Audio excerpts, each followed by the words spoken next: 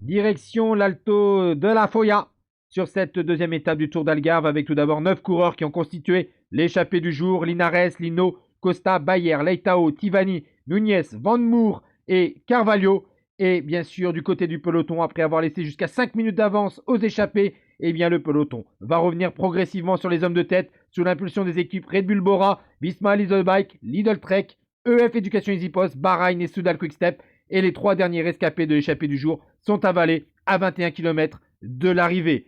On a d'abord une première ascension dans le final, la montée de Pamba, 4 km à 7,5%, où il y aura une sélection au sein du peloton avec environ une trentaine de coureurs. Puis la montée finale du Alto da Foya, 8 km 500 à 5% de moyenne, où les trois premiers kilomètres étaient à 7,5%, où 4 coureurs se sont extraits du peloton des favoris.